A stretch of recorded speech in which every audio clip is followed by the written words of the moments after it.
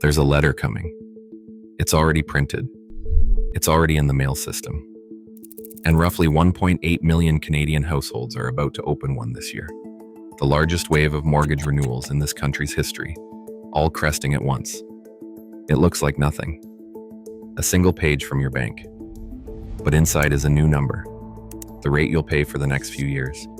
And for a huge share of these families, that number is going to add hundreds of dollars to their payment on a home they already own and never plan to leave. Now here's the honest part, and I'm going to be straight with you the whole way through this. Most of these people are not going to lose their homes, but almost all of them are going to do something quieter, and in its own way, just as revealing. They're going to bend their entire financial future out of shape just to keep that payment survivable.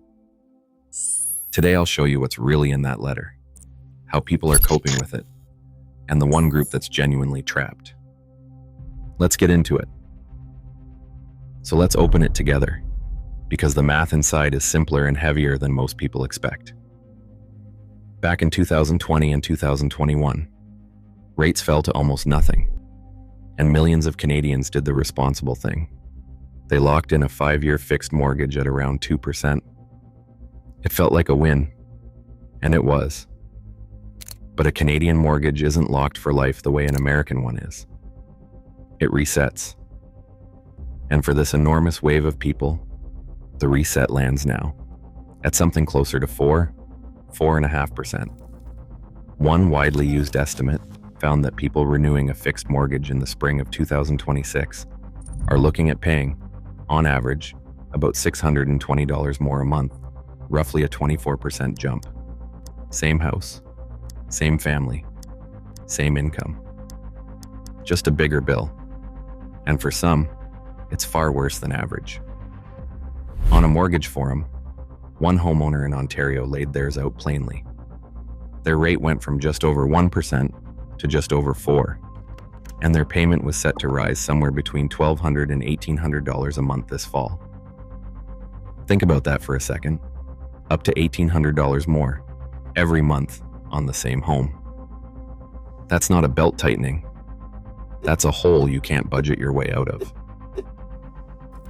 Most people aren't at that extreme, but even the normal version stings. Another homeowner, currently locked at 2.04%, worked out that renewing at under 4% would add about $320 a month, $145 every 2 weeks. They hadn't done anything wrong. They just watched the calendar march toward a date they couldn't move. This is absolutely brutal for people who thought a fixed rate meant they were safe. Now, to be fair, and this is important, this is not a country full of people about to default. Canada's mortgage arrears, the share of people actually falling behind, are still remarkably low, well under 0.5% nationally. As one respected mortgage broker put it, the renewal wave is real, but it's much more a story about financial stress than about anyone losing their home. Hold on to that, because it's the truth. But financial stress on 1 million+ households at once still changes lives. And it changes them in a way most people never see. Because here's what people actually do when that letter lands and the new payment doesn't fit. They don't default. They do something quieter.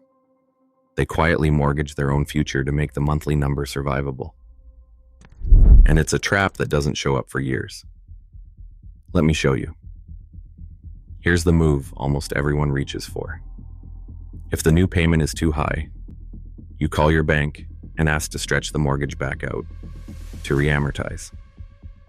Instead of paying it off over the 20 years you had left, you push it back to 25 or 30. Stretching the loan over more years shrinks the monthly payment back down to something you can actually live with. Crisis averted, right? Not quite. Because here's the kicker.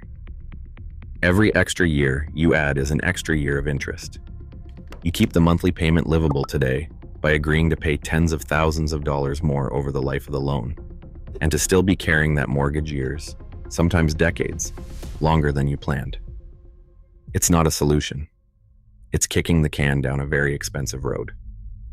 And this isn't a fringe thing. The Federal Housing Agency confirmed that over 1.5 million households have already renewed at these higher rates, and that most of them chose exactly this, extending their terms to soften the monthly blow.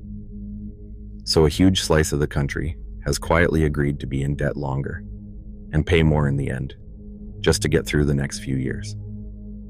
You can see how far people will stretch it in the forums. One poster was even asking what happens at renewal on a mortgage that had ballooned toward a 70-plus year amortization. Let that sink in. A mortgage longer than most people's entire working lives, just to keep the lights on. Now here's a piece of genuinely good news, and I want to correct something you may have heard, because getting this right matters. For a while, the fear was that renewing homeowners were trapped with their own bank, because switching lenders meant repassing the mortgage stress test at today's higher rates. As of late 2024, that changed. If you're doing a straight switch, same balance, just moving your mortgage to a cheaper lender at renewal, you no longer have to repass that test. Translation: you can shop around. You can walk into your bank's renewal offer with real leverage. So if that letter shows up, do not just sign it. The single most valuable thing you can do is get a mortgage broker to shop your renewal, because for the first time in a while, the door is actually open. To be fair, that door being open doesn't fix everything. A cheaper rate still costs more than your pandemic 2%. Shopping around softens the blow. It doesn't erase it. But it's the difference between walking into this with a plan and walking into it with your eyes closed. And there's exactly one group for whom even that open door slams shut. Because here's the twist the headlines keep missing. The real trap in all of this isn't renewal at all. It's for the people who bought at the very top of the market, and for them, the escape routes everyone else has just aren't there. That's where this stops being stress and starts being a genuine trap. And it's landing hardest in one particular place.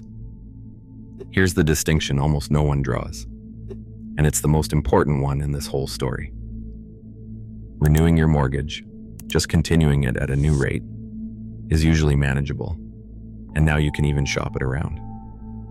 But refinancing, actually pulling equity out, or restructuring the loan, is a completely different thing.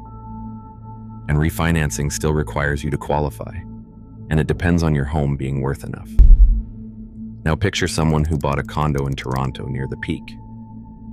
Home values in the GTA are still down roughly a quarter from where they were. So their unit is worth less than they paid. And when they try to refinance to get some breathing room, the bank says no. There isn't enough equity to lend against. One analysis found a typical owner in that spot might need somewhere between $50,000 and $110,000 in extra equity just to qualify. Money they don't have. So the people who bought at the worst possible moment get hit twice. Their payment climbs, and the escape hatch is welded shut. And here's where the pressure is actually concentrating. Nationally, the picture is calm. Arrears are low. The system is stable. But underneath that calm, the Federal Housing Agency has flagged pockets of real stress. And they name where: Toronto and Vancouver. In the Toronto area, the share of people falling behind on their mortgage jumped dramatically in a single year, off a low base, but climbing fast, faster than almost anywhere else in the country. In their own words, the arrears remain low overall, but pockets of significant stress exist beneath the surface. That's the honest shape of this. Not a national fire, but a fire in specific rooms. And to keep this fully honest, because that's the whole point of this channel, Canada is not uniquely doomed here. Compare us to Australia, which went through its own rate shock. Their share of people seriously behind on their mortgage is meaningfully higher than ours. Canada's arrears rate sits at a fraction of Australia's. So when someone tells you Canada's housing situation is the worst in the world, the hard numbers don't back that up. What we have is a very specific, very concentrated squeeze. A wall of renewals landing on a soft market, hitting hardest in a couple of cities, on the people who bought at exactly the wrong time. Not the end of the world. But if you're one of those people, it doesn't feel like a statistic. It feels like a letter you're afraid to open. So let me talk to you directly, wherever you're sitting right now. If your renewal is coming in the next year or two, do not wait for the letter. You can lock a rate up to 4 months ahead, and you can now shop other lenders without repassing the stress test. So get a broker working for you early. If the only way you can make the payment fit is stretching your amortization, go in with your eyes open about what that costs you down the road. If you bought near the peak and you're feeling boxed in, you're not imagining it. That's the hardest spot in this whole story. And talking to a professional before you're in crisis matters more for you than for anyone. And if you're a renter watching this, the pressure to rush in has genuinely eased. Here's the truth. About 1.8 million Canadian households are renewing into higher rates this year. And while most won't lose their homes, a great many are quietly stretching their finances for years to absorb it. It's a squeeze, concentrated in a few cities, and on the people who bought at the top. And knowing exactly where you stand is how you face that letter, with a plan, instead of fear. I'll be covering exactly where this heads next, every week. Subscribe to this channel so you don't miss it. Thanks for watching. See you in the next one.